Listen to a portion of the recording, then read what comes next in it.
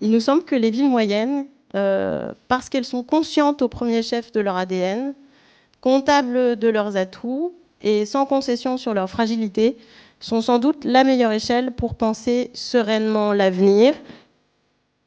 Pour connaître la fabrique de la cité, je suis extrêmement heureux qu'on prenne le temps de réfléchir sans être dans de l'opposition systématique, dans de la brutalité des propos, parce que nos territoires ont besoin de mieux que ça et de nous l'offrir. Merci, bienvenue à Libourne.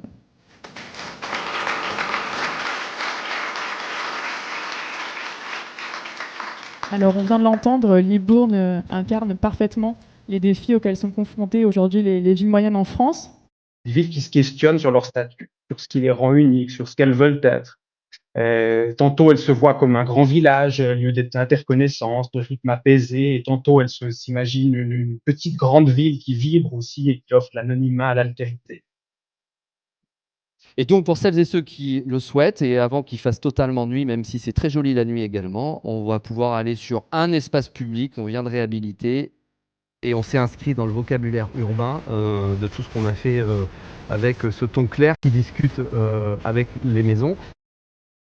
Souvent, la friche, finalement, une calamité. Mais en réalité, la friche de maintenant, c'est la richesse de dans 5, 10, 15, 20 ans.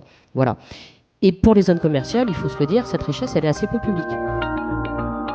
Cette notion de zone, aujourd'hui, à travers le plan finalement gouvernemental, elle est complètement rediscutée.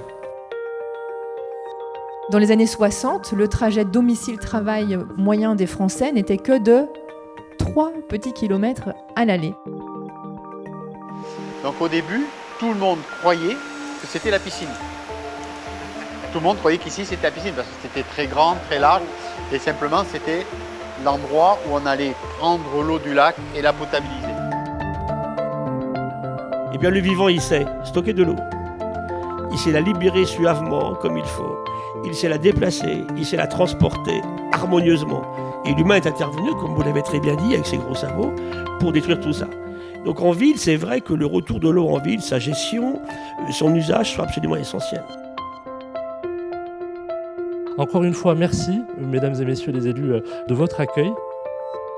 Et je vous souhaite à bientôt, et je l'espère, à l'année prochaine pour la 6e rencontre des villes moyennes. Merci à tous.